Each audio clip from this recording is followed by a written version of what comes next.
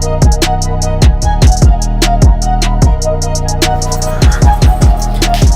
good, YouTube? It's your boy Ace coming at you with another one. So today I don't have an unboxing for you, I don't have a review for you, but if you checked out my recent videos, I did give you a video about my opinion on the top 3 Jordan releases for 2018. So I figured it's only right that I gave you my opinion on the top 3 Nike releases for 2018. So like I said, these are based solely just off of my opinion. Don't get mad at me if you feel some type of other way. But enough talking, man. Let's get into these shoes. As for my third spot, I'm going to do this just like how I did the other video. I'm going to go from 3 down to 1. And I'm going to give you a reason as to why that shoe falls into that spot. So as for my number 3, I was torn between 2.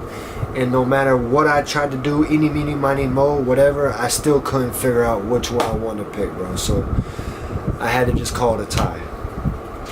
And so for my number 3, in my top 3 for Nike is going to be these two right here.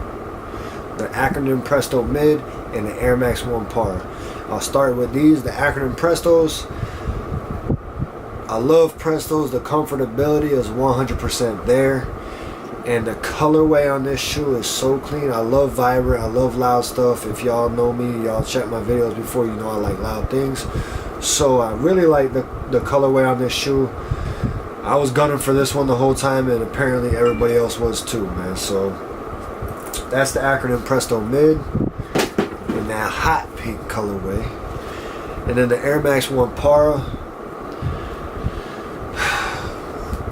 When it comes to Air Maxes, 97s and 1s are my favorite Air Maxes. So this one right here, before I even knew it was going to be a collab, I saw the colorway, and this is one of those shoes that, you know, when you see images of something a lot, like when you see a certain pair of shoes a lot, you tend to get tired of it. It's like, alright, those are played out. But for some reason, no matter how many times I'd see like pictures of this shoe or whatever, it never gets old to me, man. I don't think, when I look at it, I don't think, man, that's a dope shoe, or those are clean, or those are fire. You know what I'm saying? The first thing that comes to my mind for some reason is the word beautiful. Like, to me, they're just a beautiful shoe. They're casual, but they're not one of those shoes that you're gonna wear like outside to mess around, play ball in, go to the gym. It's not one of those type of shoes. It's more, I just get like an upper class vibe. You know what I'm saying? Like a high class Air Max 1 in my opinion. But yeah, the colorway's dope. Comfortability on ones is always there too. So that's going to be my number 3 for 2018 from Nike, is going to be the Acronym Presto Mid and the Air Max 1 Para. My number 2 Nike for 2018 was a very highly anticipated sneaker. A lot of people were chasing after it, and it's going to be these right here. The Nike React Element 87s.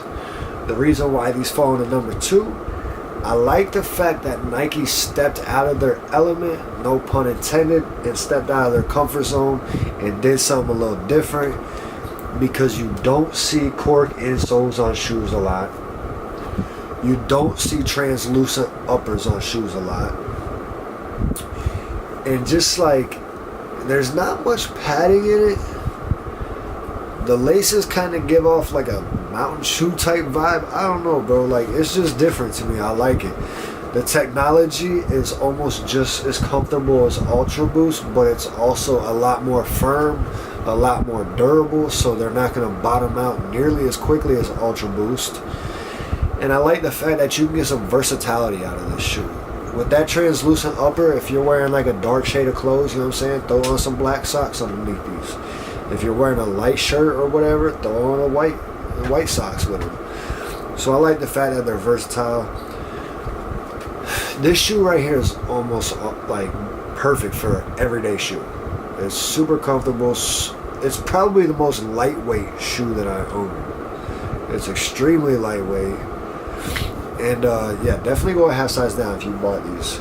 If you haven't checked out my review video on these, check that out. They definitely run big. But there was a lot of hype around this shoe for 2018, man. I don't think it's worth all the hype, but it's a dope shoe. But that's my number 2 Nike for 2018. And whoever compared those Element React 87s to this shoe right here that I got at number 1 is absolutely insane. And that's gonna be these right here. Man. The Sean Wotherspoon 97 ones. If you haven't seen this box, you've been sleeping under a rock for the last year.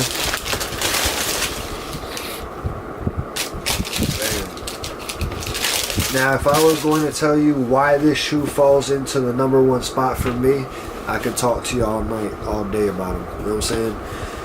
But I'm going to try to make it quick. Let me break it down like this.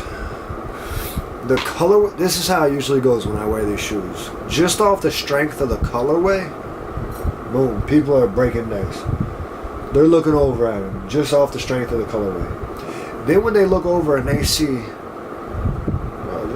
is that corduroy? What kind of material is that? You know what I'm saying? When they see that it's a different type of material, I got people, if I wear these shoes, every time I wear them, I got people that aren't even passionate about shoes. They're not even in the sneaker culture. And they're like, yo, what are those? So, or not even what are those, but they'll be like, yo, those are really cool shoes. So, from the colorway to the corduroy upper, the quality on them, all the way from the upper to the velour inside to the Nike patch in smiley face to the lace tips, everything about the quality on this shoe is A1. I like the fact that it's got that smiley face. That's Sean Wotherspoon's way of telling you have a nice day when you go to slip on your shoes. Most importantly, what I like about this shoe is that right there. You see that VA to LA? That tells a story. There's a story behind this shoe. Alright, the dude was a small town dude. Like I said, his name's Sean Wotherspoon. If you guys don't know, he owns a store called Round 2. They're in like four different locations now. Started off with one location out in Richmond, Virginia, which is a smaller town typically, you know what I'm saying? And had a dream, had ambitions, had motivation, and he had a plan, man. And that business took off. Next thing you know, he's got a place in LA on Melrose. He's got a place in South Beach in Miami, and he's got a place in New York. So to start off in a place like Virginia and end up with locations in 3 of the other wealthiest places in the U.S. shows that he's doing something right, man. So it's just motivational, man, to see and know the story behind what that stands for. And not only that, but I like the fact that this shoe, you know, alright, it was a hype shoe, alright, but I don't like, if you've ever seen my videos, you know I'm not like a hype beast, so I don't really chase those hype things. I guess what it is that I don't like about hype stuff is like label whore type stuff. Like, I'm not a label whore. I'm not going to buy a pair of shoes just because it has Off-White written on it or Supreme on it. This is a shoe that has hype behind it, but it has no labeling. It's just a Nike. To a person who's not in the sneaker culture, they would think that this is just a regular Nike. So I guess what I'm getting at as far as like hype and labeling, it's like silent, but it's loud with actions. If that makes any sense, you know what I'm saying? Like the color, everything about it is hype to me. Just looking at it is hype, but it doesn't have any of like, it doesn't have to have a name on it to make it dope. You know what I'm saying? This shoe is dope enough just how it looks.